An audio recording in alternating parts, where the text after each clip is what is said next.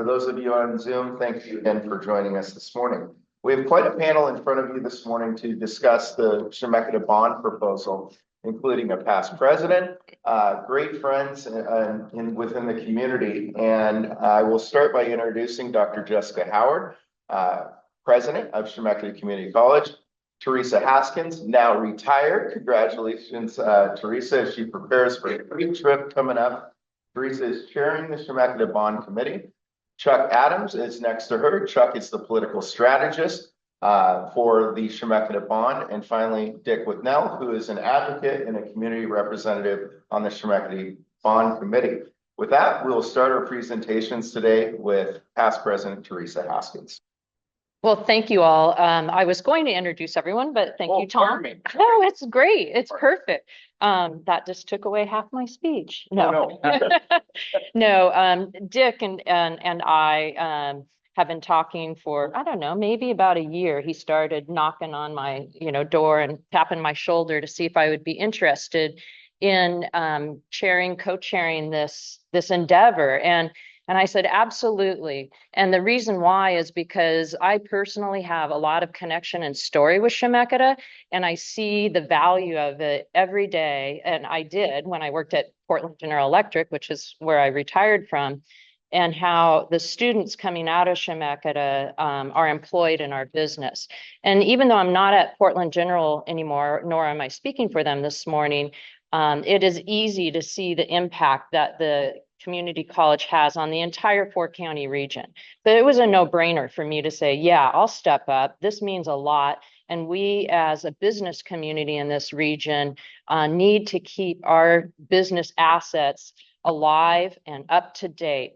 And I don't know about you, but if you have a cell phone, think about the last time you updated your cell phone or got a new one. It probably was not in 2008, which is when we had our last bond measure.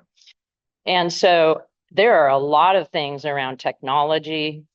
We all talk about it as businesses and what we need to do and to keep up to date on new technologies, safety systems, all the government regulations that a college has to, meet as well. And so that's why we are here today to talk. Well, I'm here today to talk. Jessica we'll talk about the college itself and what we're working on or they're working on and have planned.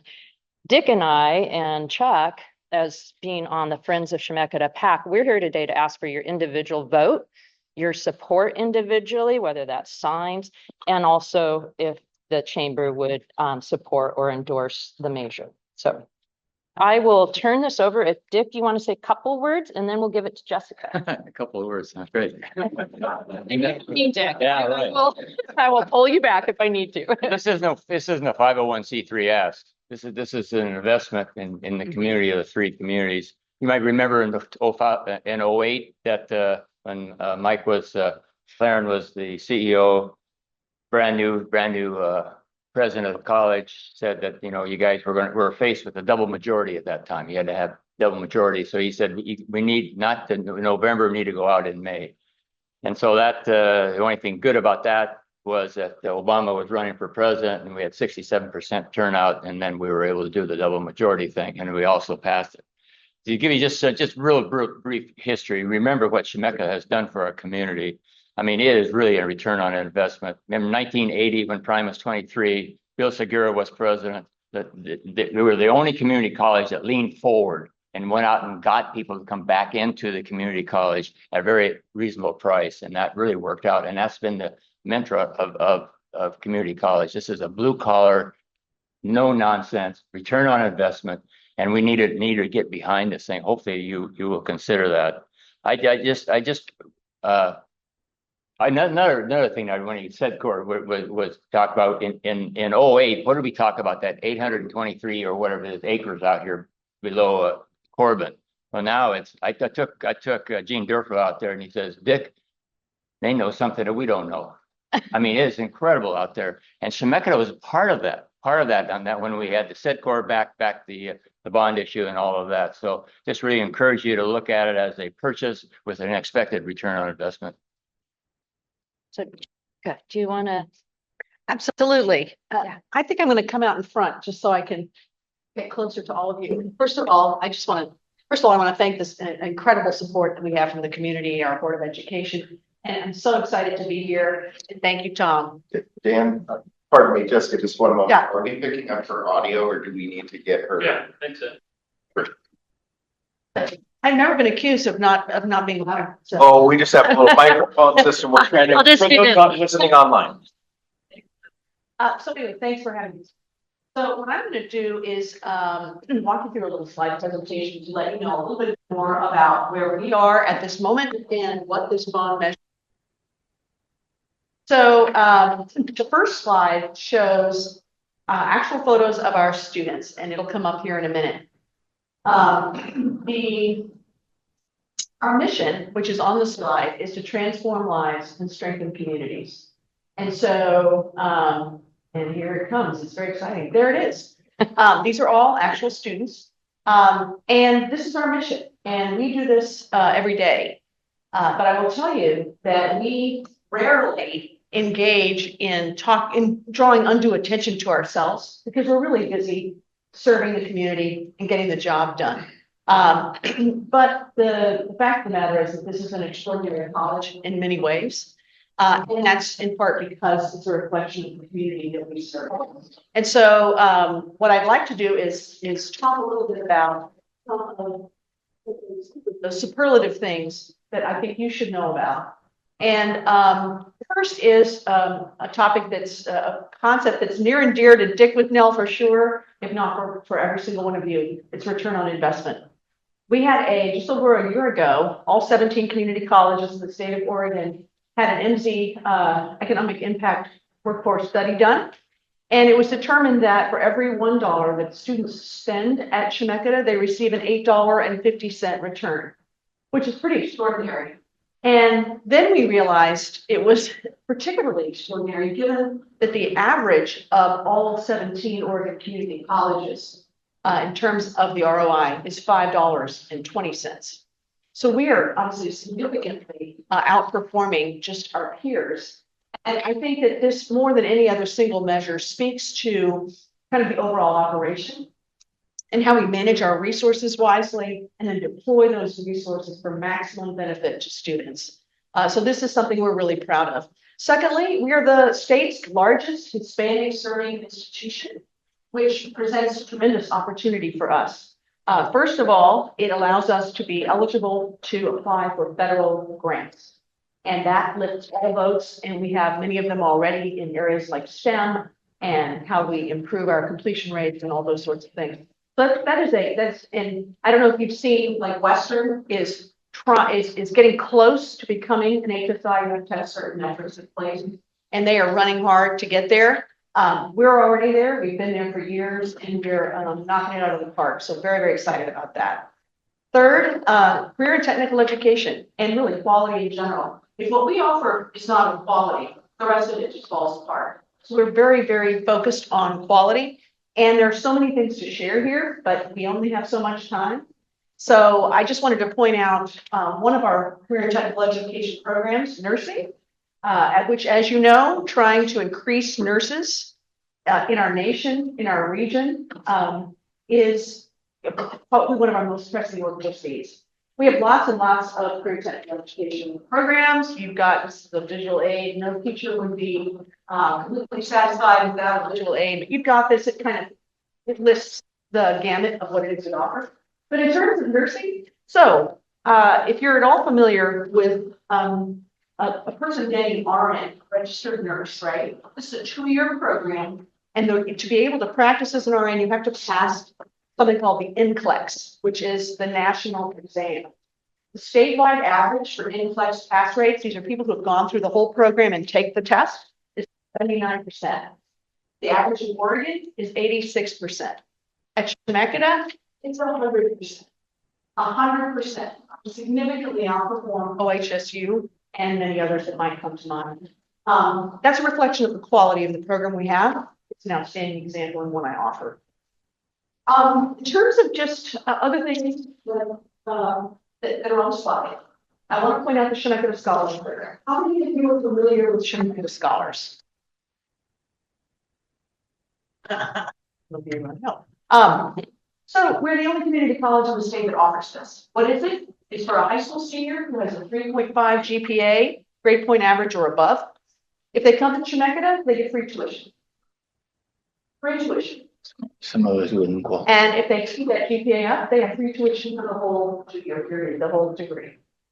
How are we able to do this? We self-fund this. This is our contribution to the community.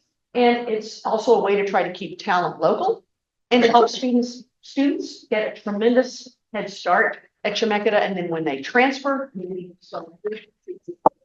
hopefully in our client state, they're in excellent shape. So we're really, really proud of the Chemeketa Scholarship Program. And I think it's a distinguishing feature of our institution. Success, we're the only community college in the nation that publishes in our own culture. Peer review, meaning that it's, this is how we know it's quality. Our faculty members author these textbooks. The whole point behind them is that they didn't see that the textbooks that are out there were appropriate for the student and the course that was being taught. And they also realized that students were paying a ton of money for these books. Did any of you pay a lot of money for textbooks? I paid over $400 for a textbook back in, Pleistocene era. But I would say access is quality. So we have most of our textbooks are $20. None of them are over $50 a piece. They're accessible, they're appropriate, they're beautiful, and they are so popular that other community colleges and universities are buying the books to use in their class. It's a Chemeketa innovation driven by the need to try to serve our students better. Finally, back in 2019, you may be aware that the state empowered community colleges to offer applied baccalaureate degrees. Bachelor's degrees, they're called BAS degrees, Bachelor of Applied Science. Western offers them, Eastern offers them, Southern offers them, OIT offers a lot of them. It's a bachelor's degree that's like any other except it has an applied component, right? Like a BSN is an applied baccalaureate degree. And so community colleges were empowered to do that. And Chemeketa was the first community college in the state to actually be able to come out of the chute with one to offer, and that was last fall. And this is our BAS in Leadership and Management. And this will be a theme to go through a couple more times this morning.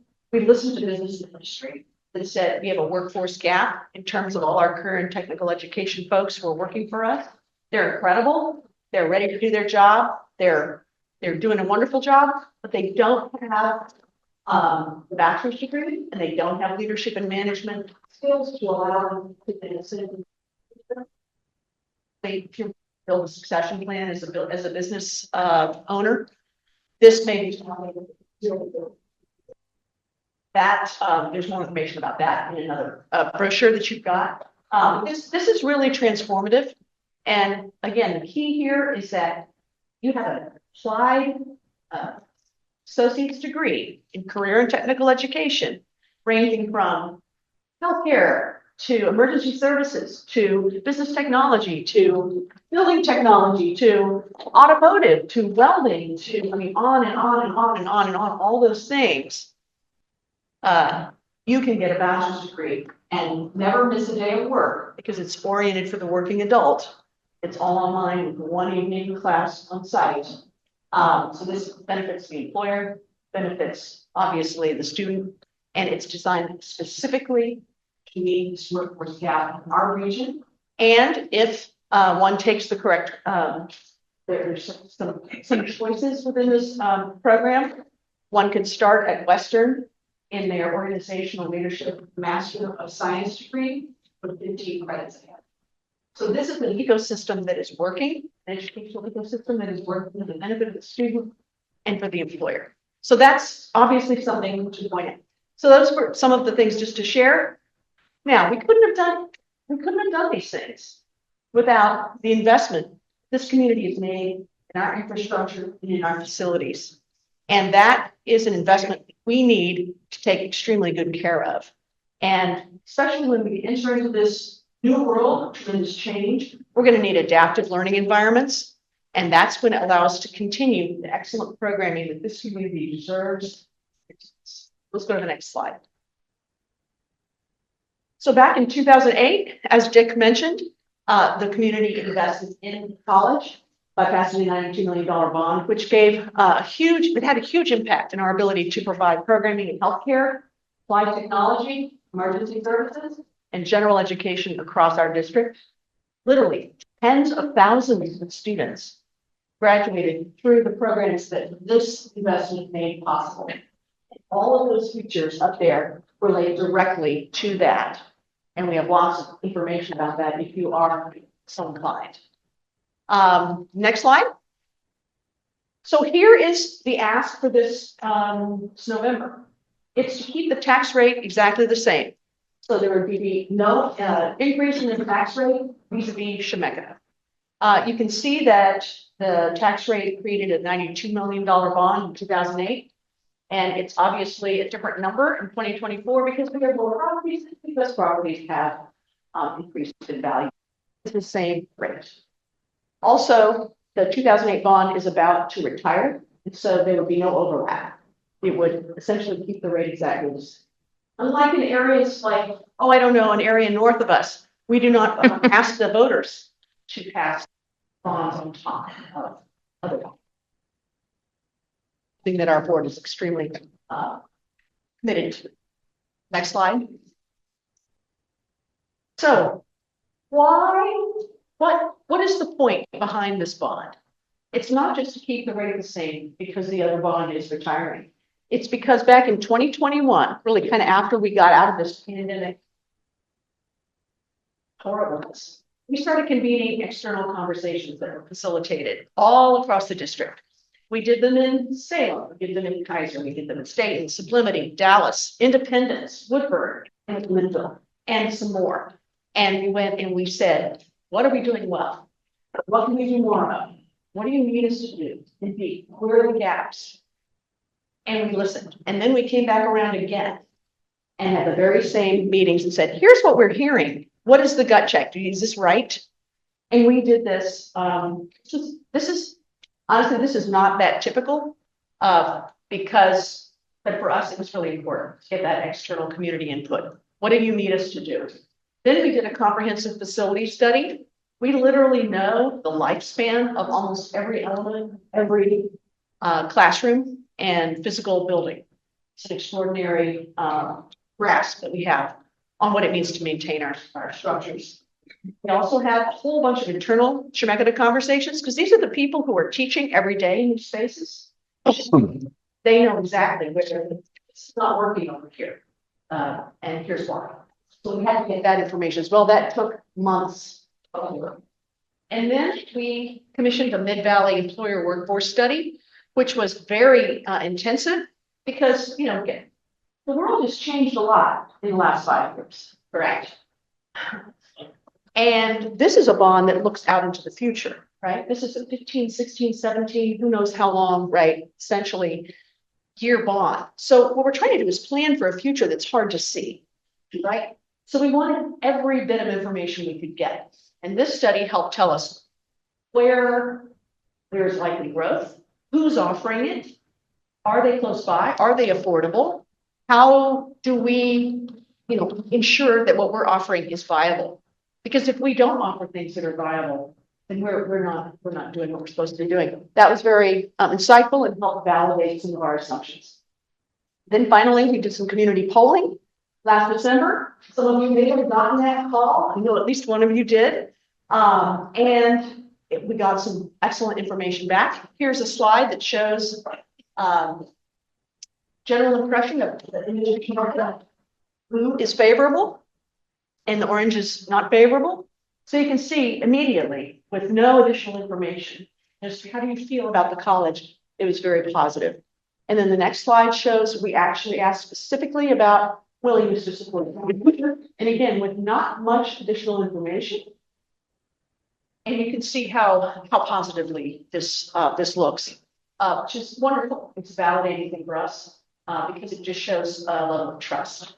And I think an understanding that we take our resources.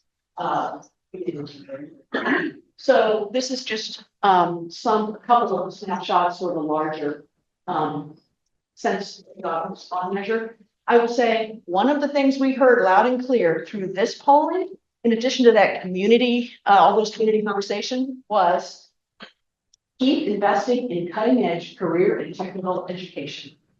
So let's go to the next slide. So we basically have about 6 buckets worth of projects that this bond, if passed, would help us become a reality. This is to increase capacity in career and technical education. And what we're really talking about here is healthcare. Healthcare is a huge, any of you tried to go to the doctor recently? You notice how long it's taken? Are you aware of the nursing shortage? These are huge pressing issues for us. We're thinking about healthcare, the trades, which we offer sheet metal, electrical, plumbing, and HVAC currently. And all of those guys, and they mostly are guys, are literally on top of each other. Now, this building here, this is 33 on it, is a totally inadequate space. We need a space that is far more multifaceted, flexible, large. We want to be able to run several cohorts. We want to expand more into construction. This will allow us to do that. And another very specific piece of this will allow us to invest in the Brooks Center, which, is very close to Salem, to double our paramedic programming. Now I'm going to cough through the whole rest of it. We have a huge crisis in paramedics. Part of it is that a lot of folks are retiring. Yeah, the county knows, right? And specifically paramedics that can speak Spanish as well as English. We have done all kinds of things in terms of curriculum to try to successfully accelerate pathways, get people through so we can have quality paramedics, but we need to double the output. And even then, we're not meeting the need. We can't do that until we change our facilities. So that's what this would allow us to do. Okay, second bucket is, this is wellness and disaster preparedness. Remember the Salem fire? I know you do. The incident command for the Salem fire was run through our building 7. Those pictures right here on the left, the middle top, and the lower left are all from that. So we had that in the management of that entire operation taking place at Chemeketa's Salem campus. We also remember the ice storm the following February. Wasn't that a great time? PGE used our Salem campus. And we were very happy to be able to be that kind of a resource. We have arrangements with the Red Cross and all kinds of entities for this exact purpose. This one will help us do is upgrade this particular building so that it will be seismically sound. Because in the case of something really big, like, I don't even want to mention it, but the big one, we're going to need places to put people and to have resources. That would allow us to do, in addition to create some wellness programming and career technical education programming around things like behavioral health and physical therapies. Let's go to the next one. Oh, I'm sorry. Can you go back one? I missed like the big point, which is that we already have an $8 million state grant. It's Article 11G bond through the state educational bond. And so we already have that in hand, but we can't use it until we have a 1-to-1 menu. So if this GEO bond passes, when we're talking about that would help provide that $8 million. So we'd be able to leverage an additional $8 million that our taxpayers won't be providing. Okay, next one. Okay, teaching and learning spaces. We need to improve them and modernize them across all of our campuses. It's a fairly large kind of category, but look at that classroom on the upper left. You see any technology in there? No, that just does not work anymore. There is no way that's going to work. And so this is really about upgrading those the technology piece, but also we have, as Teresa mentioned earlier, we have ADA compliance standards that change. And that means, redoing entire restrooms and things like that. So this is to continue to keep our teaching and learning up to speed. Next one. Safety and security. I'm not sure what could be more important than this, but we really need to upgrade our parking lots We have security cameras that are of all kinds of different generations. They don't talk to each other, etc. Again, it's a technology issue. So this would allow us to upgrade our safety and security across the district. Next one.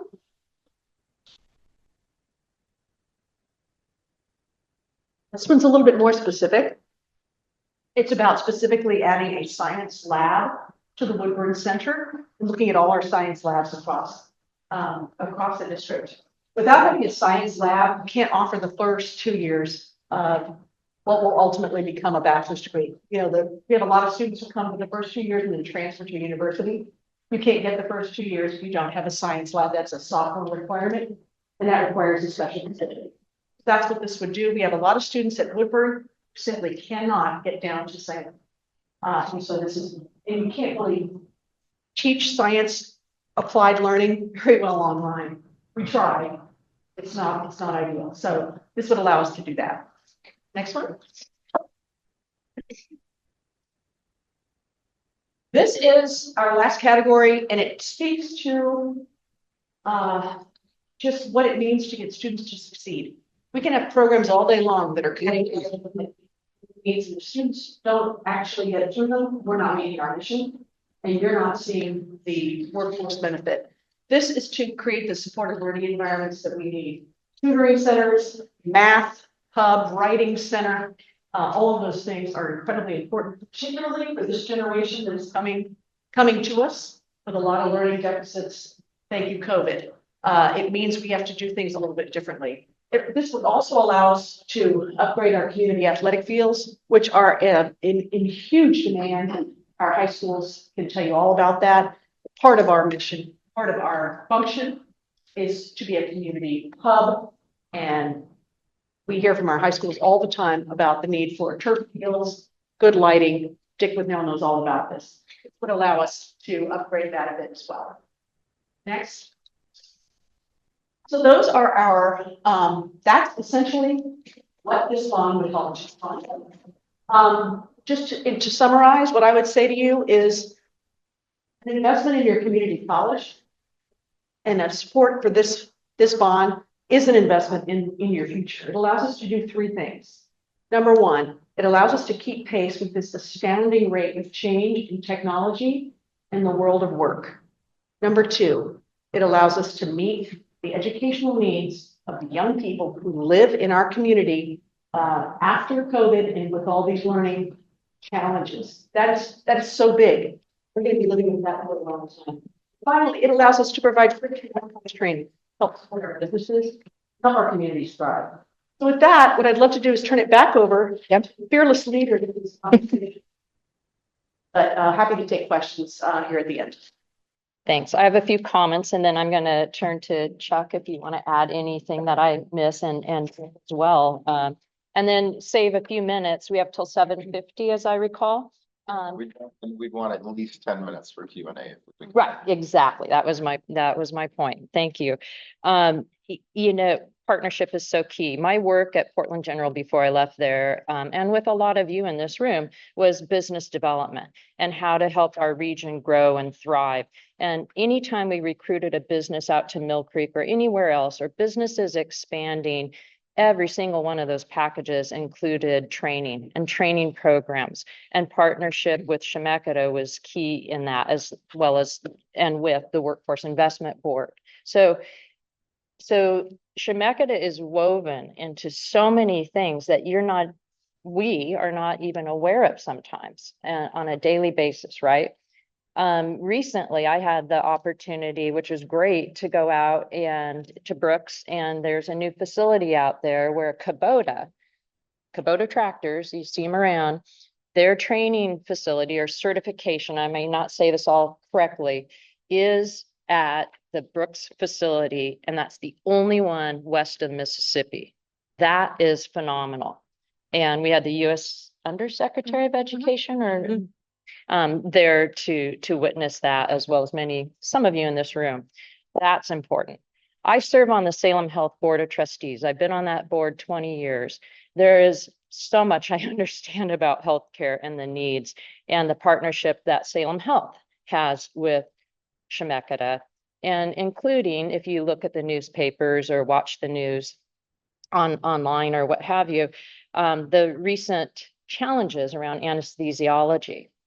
And there's a particular anesthesiology group that covered a lot of provided anesthesiologists for many hospitals in Oregon. And they have stepped back and almost pulled entirely out of Oregon to the point where hospitals, Salem Health dealt with it probably 18 months to 2 years ago, almost now. Hospitals in Portland are dealing with it right now. You can go online and see lots of articles about it. And we need additional anesthesiologists and other levels of anesthesiology delivery. That's the kind of thing Chemeketa is stepping into, and what we need as a community. I mean, that's what I'm all about. That's what I've always been about. How do we make our community a strong place and a vibrant place to live? This is Woodburn. This is McMinnville. This is Salem, this is Brooks. There's, I don't know where those are the major facilities and campuses. This is not just Lancaster Drive, people, right?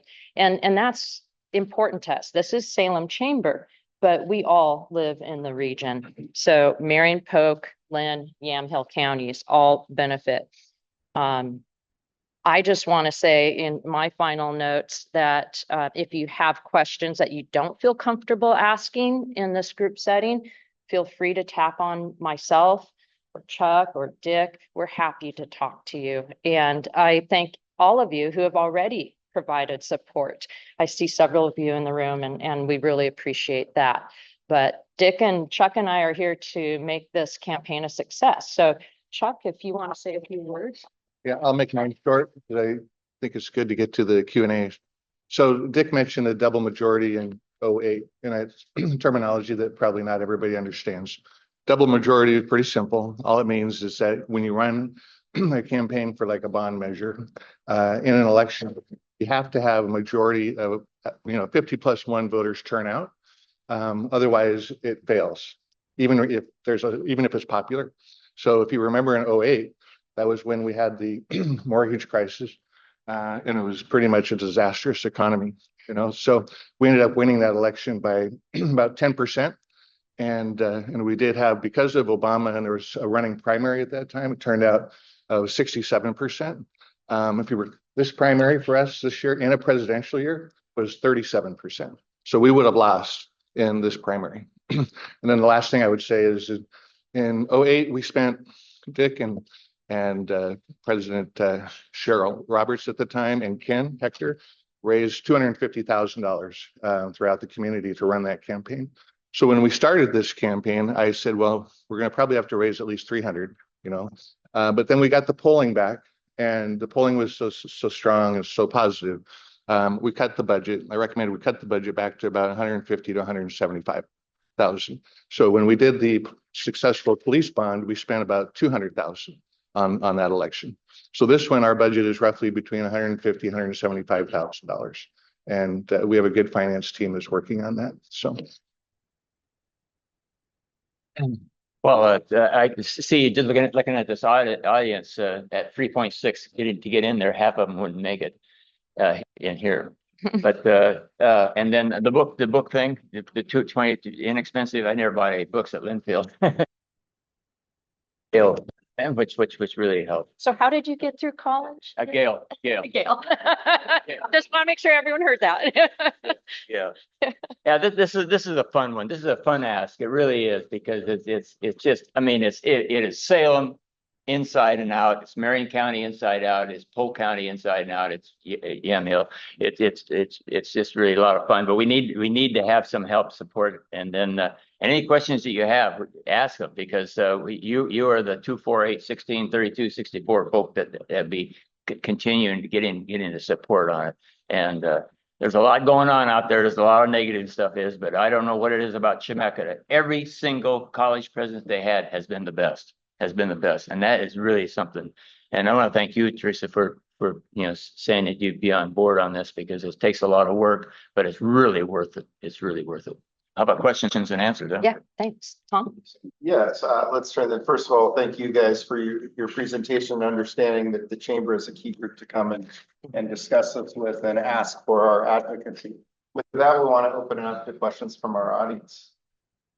I think this will be for Chuck. We mentioned a little bit about some of the changing graphics and turnout and whatnot from the last time Chemeketa went up. There's also been some changes in what happened just December. You did tax brought that out. Tax being proposed. We're about to hear about the largest gross receipts, tax increase. How do you feel this changes, or what do you explain the context of how you're going to navigate this? Yeah, I mean, I personally don't think that has changed at all for Chemeketa. I think Chemeketa has such a positive relationship to the community. And a lot of that is insider baseball. But the tax that went down, what was it, 80-20? Was never 83-17. Yeah, but who's counting? I am. That was not a great idea, right? We went about it the wrong way. And so, we're comfortable with where we are, and we're doing a lot of outreach. We're going out throughout the communities again. We will have a dual ad campaign between both the PAC, and there'll be a public information camp from the college. I actually personally don't think those things are having an impact on where we stand. Yes, Amy. Dr. Carr, thank you, and I want to commend your board and your staff and sitting on the budget committee for 4 cycles. I've never seen such great stewardship of tax dollars. So this group knows I'm very complimentary of non-business entities. So I highly support the bond measure, and I'm curious, what education deficits are you seeing showing up in your school? And the shortages that are talking about the nurses that came through your program, they shared with me that Salem Hospital would only hire community college nurses from Chemeketa. But I'm curious if you track where your students end up being employed. Are they staying here in Oregon, or are they leaving? Okay, wonderful questions, and I'm so glad that you are positive. You've had a positive experience and thanks for serving on our budget committee. In terms of the deficits, I would say, generally speaking, we're definitely seeing students coming in from high school who are far less mature in the classroom, and that presents all kinds of challenges. Are they studying? How are they interacting with each other? How focused are they? Are they able to manage their time? It's all the things that I think make the biggest difference in a student in any discipline. So we're definitely seeing a maturity issue and a lack. They're also farther behind in terms of they have a high school credential, but they're really not college ready. And so our challenge is we don't just want to put them in a bunch of we call developmental education classes, because that's not where the students want to be. So we are actually helping to lead the state with the math co-requisite approach, which is you put them in a class that is the maximum they can handle with a support course to hopefully get them to complete their college level math within 2 terms instead of a year and a half, which almost certainly means that you're losing 90% of those students. They can't pass math, they can't complete, they can't get a job. I mean, this is not brain surgery, right? So I think it has a lot to do with how we are going to meet the challenge and how we're going to get those students to the point where they can be successful. We have to teach all of those things: how to study, how to write, how to use resources, how to ask questions. It's incredible. Students, they love the phone, and they don't know how to interact. So that's the kind of thing that I'm hearing. In terms of the nursing graduates, we do track that. One of the best things I can tell you is that we will have an RN to BSN program in 2 years. And actually, Holly Nelson has a tremendous amount to do with that. But this has not been a small effort at all. And not only are we doing it for our community, but we're doing it as a consortium with some of the little tiny community colleges on the coast and in eastern parts of Oregon, because the healthcare desert there is even more of a case. And there's no way that they can offer that kind of a program. So unless they partner with us, they're never going to have that opportunity. So we're running a consortium model, RN to BSN in 2 years, because we know that many of our hospitals, they love our RNs, but they'd rather have them be BSNs because it's more training, more administration, more community health, that sort of thing. So we're stepping up there. But in terms of you want to know specifics about where they're going, I can follow up with you on that. Because, honestly, I will tell you this, a lot of these nurses, the majority of students who attend a community college stay in the community. So we want them to stay here. We don't want them to become traveling nurses and go off to Tahiti. Right? So that's our goal. But I'd love to follow up with you because I think it's an interesting story. Yeah. Derek, then Ryan. Derek first. Well, very quick statement and then a question. So when I got to SIO, I'm the volunteer who was in it at the Brooks. And so a lot of the Chemeketa fire students, CMS students, I get a partner with that was great. We've had a wonderful relationship for years.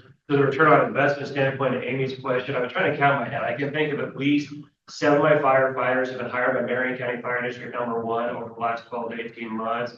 2 at Kaiser, 1 or 2 at Polk County, I believe. And that's just in the last 12 to 18 months. If you extrapolate that out, there's so many people that are trained by Chemeketa that are still here in the community fighting fire. And as we face the massive void of paramedic and fire, that's so thank you for that. It's been a wonderful partnership. I guess the other question I have is, if this doesn't pass, well, understanding fully, is it just we don't get you all this amazing stuff you're proposing, or are there more repercussions for that? Well, a lot of the things that are in the buckets I shared with you, we have to do regardless, right? The ADA compliance issues, we've got to respond to workforce demand, right? So we have to expand the trade center, for instance. But because we don't have the resources to do that, we'll have to pull it out of other programming dollars. So think about that. Who loses if the bond doesn't pass? We all lose. Truly. And so it's our job to keep the ask as small as possible, to be as efficient and effective and as on point as possible, to anticipate trends, to do those things. But we're not funded for these things, for all the things that we enjoy. And so we would have to pull it out of programming, which means which programs do we cut? Past President Albert. Yeah, 2 comments, 2 questions. One comment is 100% personally behind this bond. Vote for it in a heartbeat. Yes, both kids have gone through Chemeketa, one taking a little bit longer than the one that wasn't on the scholars program. Secondly, bank stepped up for the pack and supported it because it's local and it makes a lot of sense. And that's a big deal for us. The first thing would be, Chuck, you mentioned you cut the budget back a little bit. You mentioned what that budget was. How close do you guys to get into the budget? Yeah, we're about $90,000 short. Okay. I think that's important. For people Yeah, to hear that's that. good. And then secondly, you just mentioned pilot programs. Mhm. But within that, you talked about a lot of innovation, which I love. But have you guys talked about, I'm sure you have, but programs that you can get out of so that you can move more towards, the healthcare, the AI, all those types of jobs moving forward, kind of just pushing here to a different direction. Well, and you have to think that way, right? Because you have to evolve. And because the pandemic was so incredibly disruptive, we wanted to be able to ensure that we settled and didn't react initially to something that might not have been a real trend. So we're at the point now where, in fact, this summer, we're doing something we've never done before. We have an incredible dashboard with all kinds of metrics in there about who's in the classes, how long are they staying, are they getting employed, 10-year projections for jobs, all from Department of Oregon Employment Department, put it all into this dashboard. We're meeting with every single department and saying, let's look at these metrics. What's happening, right? Are we coming back up? Because Oregon community colleges took a massive hit. I mean, the community colleges nationwide did, but especially in Oregon. And so coming out of COVID, it's just a whole new normal. So we're doing exactly what you're saying, because there's no way when people say, could you create this new program over here? Like, we'd like a surgical tech program. Then I say, oh, I'd love to. Okay, what do you want us to lose? Because that's the calculation, right? And so we are absolutely doing that. I would say, in some cases, it's not exactly that. It's more about how we develop a program in a new direction. And some of it too is as simple as how we present it to the public, because we've got robotics is a program where people go right into Intel, they go into Garmin, they're so in such demand, and the students aren't coming. They're not interested. And so how we work better with our high school partners, that is an incredibly viable program that the workforce needs people to come through, and we don't have the interest. So there are all kinds of nuances, I think, to your question, but we're definitely looking at all of those things. That's the only responsible thing to do. President Heron. First of all, proud of the community college. Do you know there are folks campaigning against the bond?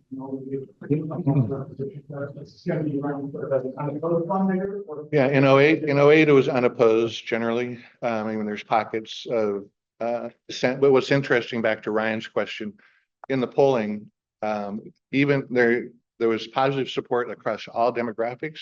Even Trump Republican types supported it almost 60%. And so it's just very, it's very strong. We don't anticipate strong opposition.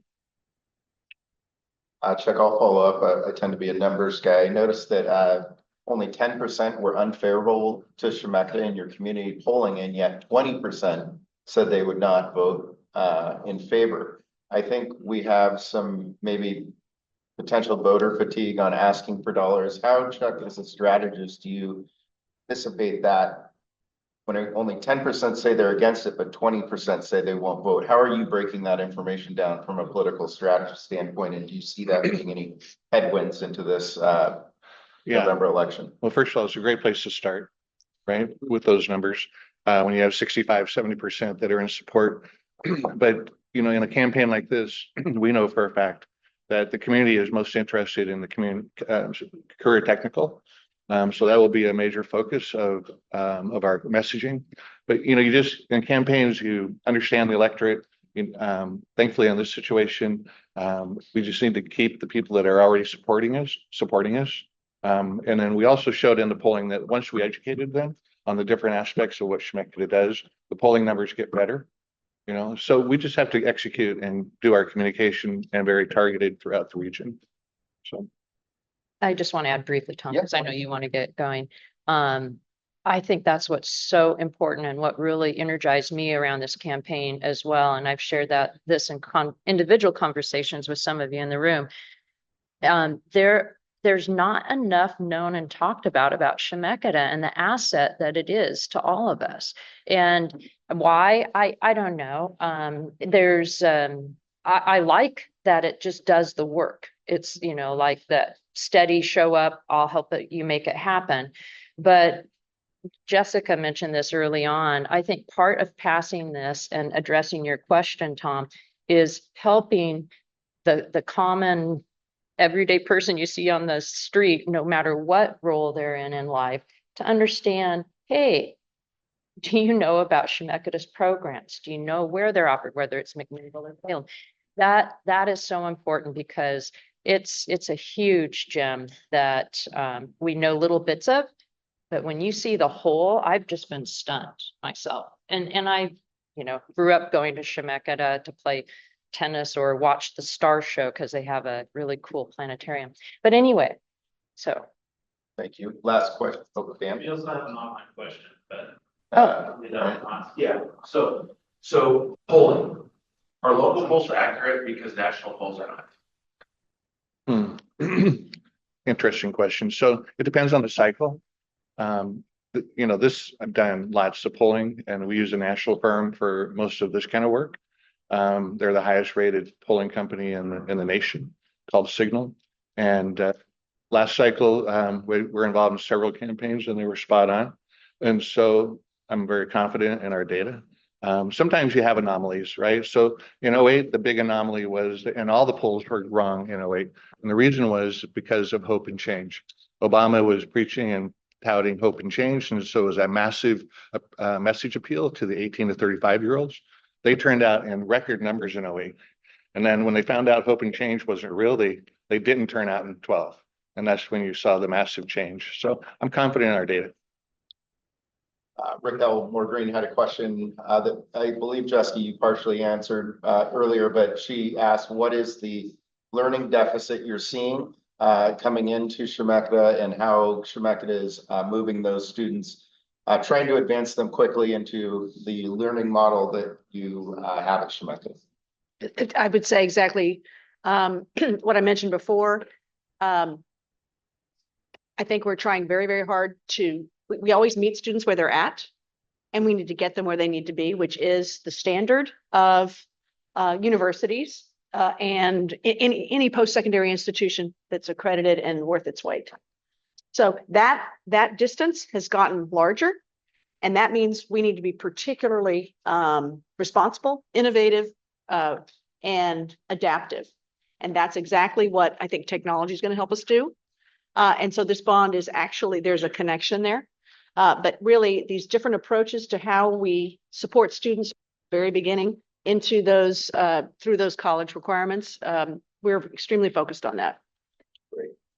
With that, I'm going to wrap this portion up and excuse those affiliated with Chemeketa Community College from the room. Would you help me thank our presenters?